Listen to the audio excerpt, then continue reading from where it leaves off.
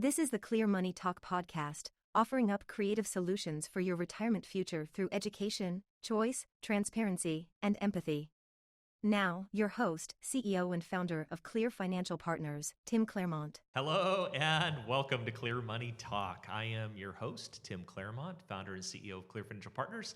And as per usual, I am here with my very good friend, a colleague, guru extraordinaire, Tyler Andrews. Tyler. Hello, everybody. Welcome to the podcast. Tim and I are excited to be here. Like always, we were just going over what we were going to be talking about today, and it got the juices flowing in my head, got my energy levels spiked, which they were already pretty high, I'm not going to lie. And ready to jump into this with you, Tim. Awesome. No, that sounds good. So we just finished this our last podcast was talking about life insurance and how much you should buy. And so along those same lines, I know it's not necessarily the most exciting conversation as far as estate planning is concerned. Give the disclaimer first. I'm not an attorney. I can't give you legal advice. I'm just talking in general about the concepts of wills and trusts and what's the difference. Because a lot of people hear out there, I've got a trust, or I'm going to have a trust, or they hear about these trust fund kids, and they get all these kind of intonations and thoughts and opinions about that kind of stuff. And then they think, will, and maybe you've used that lack of clarity about a will and a trust to justify not even bothering getting one. Because you're like, I don't even know what it is. I'm just not going to deal with it. So it's so easy to make excuses to not deal with it. Like this morning, I got up this morning. I really knew I should work out. I really should work out. I didn't. I just laid there in bed and thought, I'm tired. That's a good excuse. I think I'll just sleep a little longer. And that sleep's good for me. Therefore, that rationalization of a little bit more sleep stopped me from working out, which I know, gosh darn well, that workout would have been better for me, but I didn't do it. I did not do the workout. And maybe you also have not gotten your will or gotten your trust or your estate planning stuff taken care of. So let's get rid of that excuse and at least give you the basics between what's a will, what's a trust, and kind of how do they work. Again, understanding we're not attorneys. We can't give you legal advice. We're just talking in general about what are some of the basic differences that we're aware of as financial advisors about wills and trusts. So sound Awesome. good? That sounds great. Yeah. Let's get rid of the there's always tomorrow anecdote, right? If you want to work out, there's always tomorrow. There's always tomorrow to do my will and my trust, but seize the day. Carpe diem. No better day than today. So let's talk about it. Difference between a will and a trust. That sounds good. I feel like I want to Dead Poet Society jump on top of the desk and be all like, Robin Williams seize the day, carpe diem, all that good. Okay, all right. So I know your enthusiasm around will and trust probably isn't at the same level as Tyler's and mine right now. Incidentally, you will likely want to seek help from an attorney, a legal professional that can assist you with acquiring your will and trust. We don't do them here. You can't call us and say, hey, I want to get one of those. We don't offer them. We're not selling you wills or trusts. If you need referrals to attorneys, we certainly have some good ones here in the area, but find the legal professional that makes sense for you so that you can discuss this with them and get good quality legal advice. But here's the basic difference as we have come to understand it between a will and a trust. I was at a conference. This is 1997 I got into the business. I remember it was like 1998. I was in Seattle. I went into this conference and there was this guru on the stage speaking about all this amazing stuff. And there's a room full of like 1,000 people. And I remember one of the things he said is like, maybe 2 of you in this entire room will ever use any of this information. And those 2 people will be further ahead than all the other 998 people in this room. And I was just like, man, I want to be one of those 2 people. The way he talked, it's like, so I really, really listened. And what he said was he described a trust in that moment. And it stuck with me all these years, 26 years later. The way he described a trust, he said, a trust is a pool of assets left intact beyond your lifetime. So for me, that really registered. Like I used to, out in Aloha, I grew up out in Aloha, Butternut Creek Elementary School here locally in the Hillsborough area, Washington County, Portland, Oregon area, all that good stuff. And I used to swim. I used to swim in the local community rec pool, and we would, train and then do the little, the little races that you do as a kid at, Cross Creek Element, this whole area there. It was great. That's where I grew up. So I was racing. So for me, I could really clearly visualize that pool, and I saw the pool, with the blue bottom and all that when it gets, emptied out and everything, and then you fill it with the water, and you're swimming and you're hanging out and so many cool things and visuals that we can picture with the pool. When you realize that a trust is a pool of assets, all of a sudden replace all the water with money, and it's left intact beyond your lifetime. So if you pass away, there's a pool of money sitting there, right? That's basically what a trust is. And the neat thing about a trust is you get to create your own rules of the pool. So you're kind of like this ghost lifeguard that sits there after you've died, that's watching over the pool, that gets to follow the rules that you gave the lifeguard before you died. And then they just kind of go, and people come up to the pool gate and they open the gate and they're like, can I have some of that money? And you're like, I don't know, I'm the ghost lifeguard. Let me check the rules of the pool. And then you check the rules of the pool, and that's what your trust is. Your trust just said, here's the rules of the pool. And there are a lot of common rules. There's some basic rules, like when you go to the pool and you're swimming, it's like, hey, don't run. Or they say, oh, people don't remember the don'ts, the negatives, right? So they say walk. So you hear those lifeguards are always like, hey, walk.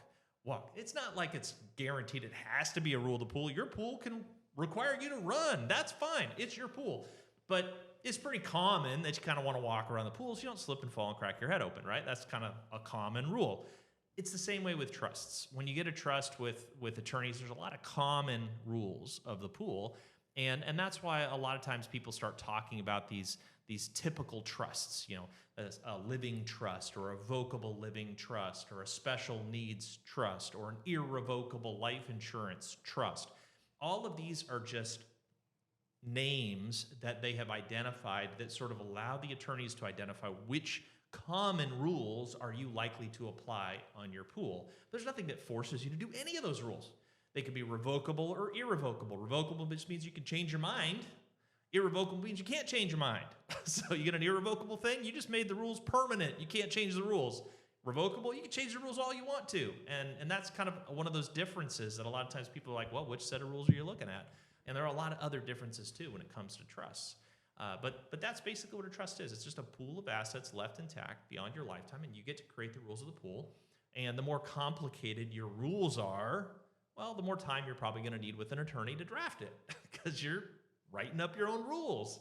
And the more basic and normal your rules are, the more likely they probably have a list of rules that's somewhere in their computer database that they've created for somebody else of similar with similar desires, and that will likely be less expensive for you because they already have that list of those rules. But there's some stuff you can do with trusts that you can't do with wills, and there's some stuff you can do with wills you can't do with trusts. We'll go in there next. What do you think, Tyler, so far about what we're talking about? Any ideas? I'm just smiling because I really enjoy listening to that analogy with the pool. I think it's a great way to, in your own head, picture what a trust is. Because like you were saying earlier, wills and trusts are used by so many people in exchanges, interchangeably in some situations when they're in their basic form, they're very different. And trusts, kind of like customization. You can really customize the trust, which I like. Wills, which I think we'll talk about here in a second, are kind of the basic, at the bare minimum that you would want to do, right, as far as estate planning. And then as you get kind of more nitty-gritty into wanting X, Y, and Z to play out after you're no longer here, that's when a trust might start to make sense. Is that a good, fair assumption? Yeah, again, not being an attorney, I'm not going to give you any legal advice. I'm just going to say some of the differences that I know about wills versus trusts. I know that wills, for example, are, because it's not a pool of assets, people are not assets you can just stick in the pool, right? So what do you want to have happen to your kids or your grandkids if you're not there? Who's going to raise them? That's the kind of stuff you stick in a will, because you say, hey, I want this person to be the guardian of my children when I've passed away. And then, by the way, if they don't want to do it or they're not around, then I want this person to be the backup guardian. And you kind of have backups and backups and backups as far down as you want to go. That's a common thing that you do with a will that you can't do with a trust, because, a kid's not an asset. You can't just throw them in the pool and then decide how you want to divide it up. But one of the other things that you can do with a trust that you can't do with a will is you can actually structure a trust so that it passes privately. So whatever you said you wanted to do in the will, whoever the ghost lifeguard is and how they're going to dole out that money, that doesn't have to be public. That can be private, and you can do whatever you want with that. It can avoid what's called probate. Probate is a Latin term that means to prove. It's just to prove the validity of a will. Is a will valid or not? So wills will go through probate, meaning that whatever you have in your estate that's subject to the will, they go through this public process with the courts, again, public, so everybody can see what you had, and they can see what your intentions are, and then it gives the courts the chance to say, hey, is this legit or not? Were you in your right mind when you created your will? Is it the most current will? Maybe you have 7 children and 6 of them are cool and you like them and one of them you don't like, and so you left one of them out. And the one you left out, maybe you did that on purpose. But that one doesn't particularly like that, so they decide they want to go to the court and say, hey, I'm one of the 7 kids. I'm supposed to get a 7th of this portfolio, of this estate, and then there's a whole process, and that process is probate. That's what probate is. And anytime somebody wants to challenge the accuracy of your will, whether it was legit or not legit, whether it's your most recent one or not your most recent one, whether it was legal or not legal, that's where they have that public opportunity to do that. And probate can be very, very expensive and time-consuming when you go through that process. But that's the whole point, right? Is to make sure that it's done accurately, especially when you're dealing with something like your kids or your grandkids. You want to make sure that they're going to end up where they're supposed to be and in the place that gives them the best opportunity. And so basically the courts say we have some jurisdiction in that. We get to review that, make sure it's going to go okay. If you do just have some pretty clean intentions with money, you got some money, you want to give it from you to these people, and you don't want the courts involved, that's where the trust can come into play. And if it's done correctly with an attorney, there's ways to avoid probate that avoids that extra public experience and the costs associated with that and the time involved in going through that process. And then that's how trusts can come to accomplish different things that wills can't accomplish. So who is that ghost lifeguard, though? That ghost lifeguard, it's not really you. I mean, I don't know, maybe your ghost is there, but we can't communicate with your ghost. So we don't know if what you really want to say as a ghost after you're not here anymore. That ghost lifeguard is somebody we refer to as your trustee. And so trusts have trustees, and that's the person you've identified as, hey, I want this person to be my ghost lifeguard. They're the one that's going to represent me, that ghost concept, and they're going to manage the assets in the pool, the lifeguard concept. So that trustee is essentially your ghost lifeguard. And sometimes you might have a backup for that person as well. So you'll have a successor trustee, or other times you want a couple people to work on it together. You want a couple people to look over it. So there'll be maybe co-trustees, and then they have to work together and figure out, what did you mean when you said this goes there and that goes there, as the typical trust document will specify. And the more open communication you have with those ghost lifeguards that you've identified prior to your passing, the easier it is for you to make sure that they're going to do what you intended with those rules of the pool. And that's basically the differences between trusts and wills. There's a lot of cool things you can do with creating the rules of a pool. You can create any kind of rules you want. You can do all kinds of funky stuff. But it's just a little bit different. And any way you look at this, don't use this as that rationalization to not work out this morning, like I did not work out this morning.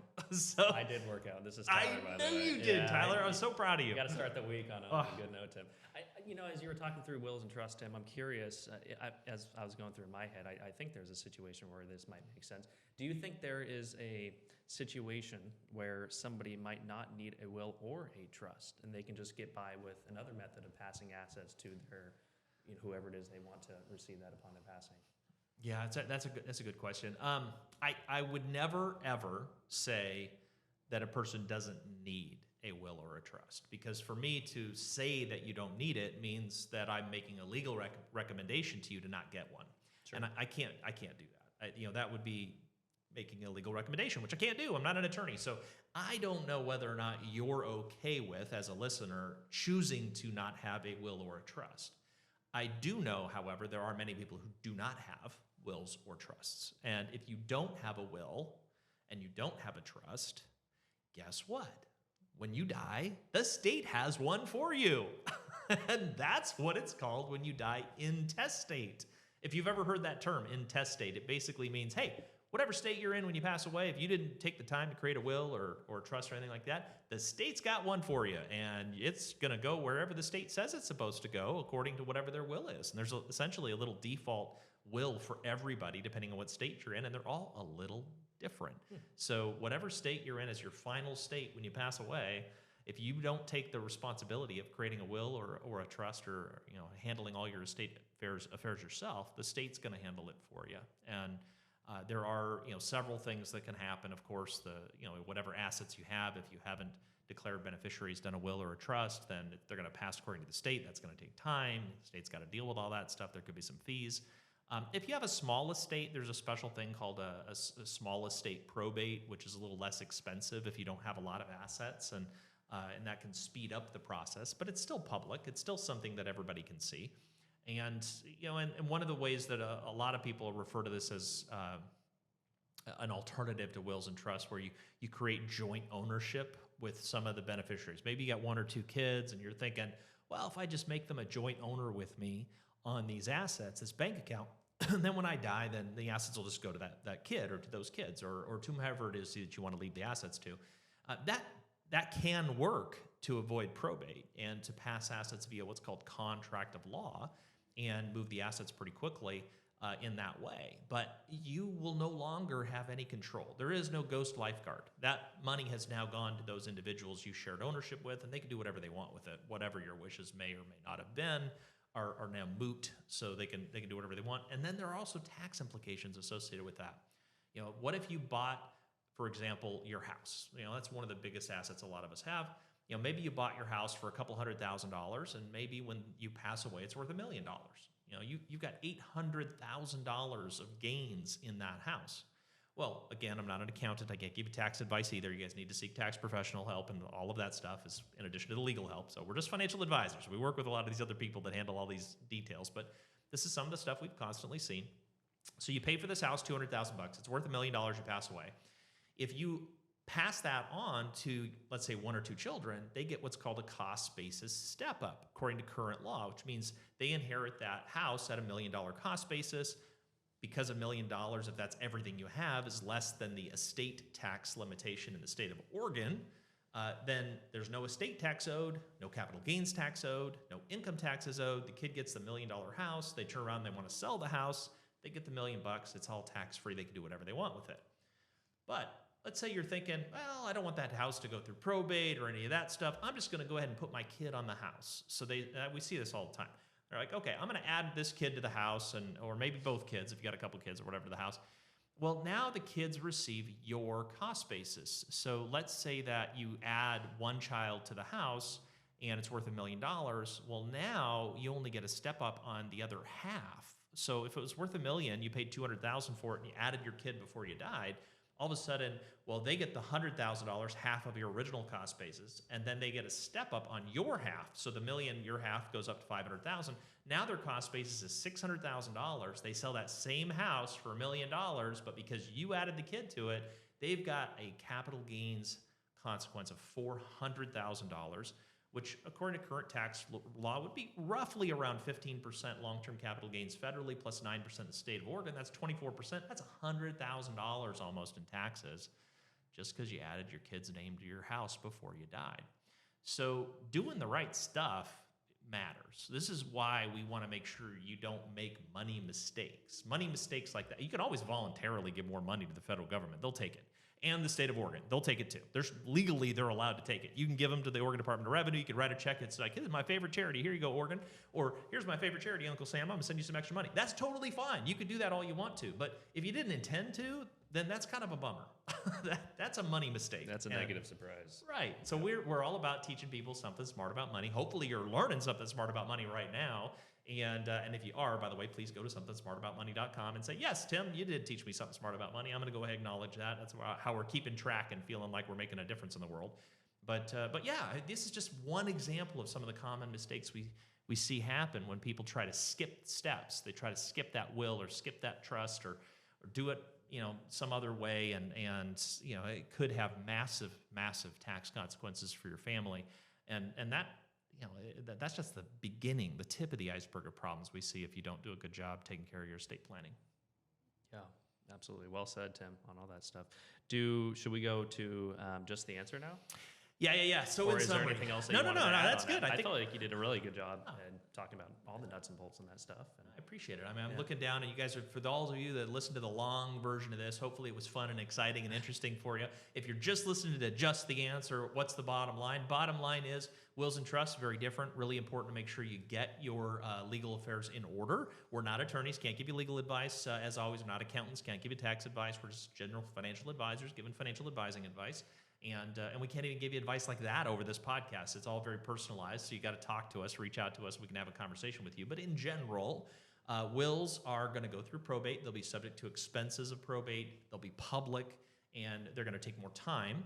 Trusts can avoid probate, and they can pass on via what's called contract of law, so you can have privacy, and you can create your own ghost lifeguards that'll essentially manage the pool of assets left intact beyond your lifetime with a trust.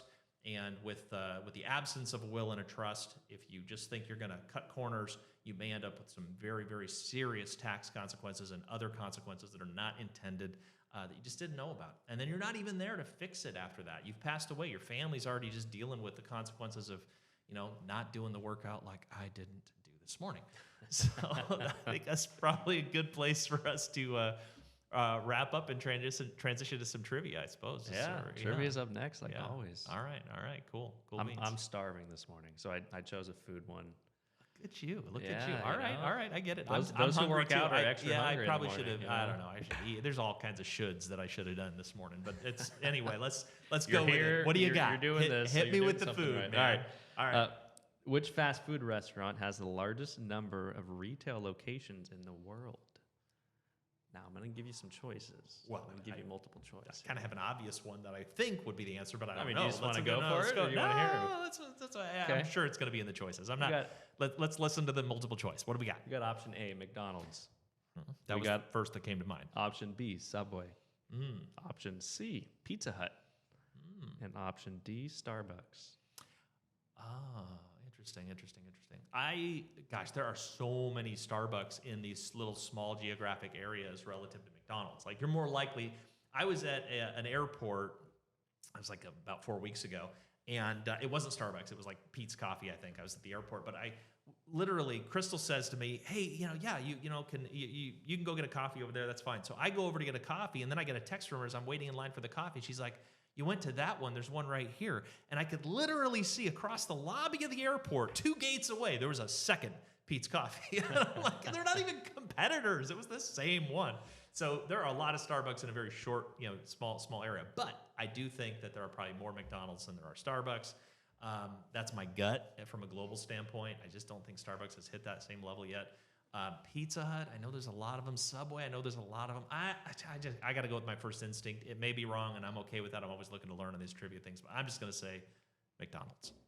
It's a good guess. That's where my head was leaning initially too, Tim. But you can probably see where I'm leading with this. That's not the right answer. I thought that might be the case. I'm open to learning. Always willing to learn. Yeah, no, this one was interesting. Subway.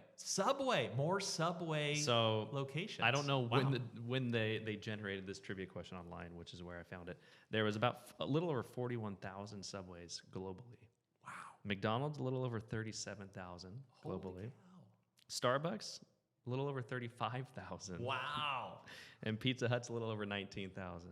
Wow. So helps put it into perspective just how many Subways and footlongs are out there being made every day. That is a lot of fast food. That's a lot of fast Thanks, food. Tyler. That's a Yeah, lot of you're fun. And welcome. now I'm really hungry, so I definitely think I'm going to eat, even though I didn't earn it today because I did not do the workout. You could always work out after work. I could, but I probably won't. Fair enough. Jen, how do people reach us? If they're like, you guys got me pumped on talking about money, and I want to talk about this further with you guys, what's our number? Sure, yeah. So it's not all, we can't keep doing this in a nonprofit capacity for all eternity. We do have to actually make a living. We do that by helping people primarily with their retirement income planning. That's mostly what we do. And our office phone is 503-579-1000. Our website's clearfp.com. You want to check us out a little bit, go there. Clear Financial Partners. Clear F as in Frank, P as in Peter.com, clearfp.com. And we're local here in Portland, but we're actually licensed we have clients in all 50 states in various capacities, as well as some other countries outside the United States. Most of our clients are here in the Portland, Vancouver area, and we're happy to assist you. If you feel like we're the right fit for you, possibly for a retirement income planning partnership, we're very interested in that as Clear Financial Partners. And if we're not the right fit, that's okay. Find somebody that is, because going on your own is not, in our opinion, the best way to do this. So, thanks for asking. Yeah, of course. Yeah. Thanks everybody for tuning in. It's always fun sharing the wealth of knowledge. Although, Tim, you do the majority of that, and I appreciate that. Wow, I get to learn too on the podcast. It's fun. I'm learning too. More Subways than any other McDonald's, as well as all the other wonderful financial related insights that come up in our conversations. That's right. So thank you for listening today. That brings us to the end of another Clear Money Talk podcast. Catch you on the next one. Investment advisory services are offered through Clear FP Advisors, LLC, or registered investment advisor. Securities are offered through Clear FP Securities, LLC, member of FINRA IPC. Exposure to ideas and financial vehicles discussed should not be considered investment advice or a recommendation to buy or sell any financial vehicle. Past performance is not a guarantee of future results. Investments may fluctuate and when redeemed may be worth more or less than when originally invested. Financial professionals are not licensed in all 50 states. To find out if Timothy Claremont is licensed in your state, please contact his office. Clear FP Advisors, Clear FP Securities, and Clear FP Life LLC are not affiliated with nor endorsed by the Social Security Administration or any other government agency and does not provide tax and/or legal advice. Annuity guarantees rely solely on the financial strength and claims-paying ability of the issuing insurance company. By contacting us, you may be provided with information about insurance and annuity products offered through Clear FP, LLC NPN number 194283777 and or Clear FP Securities NPN number 197499604. Any discussion of general investing strategies or specific securities are for conversational purposes only and should not be taken as a guaranteed endorsement or recommendation.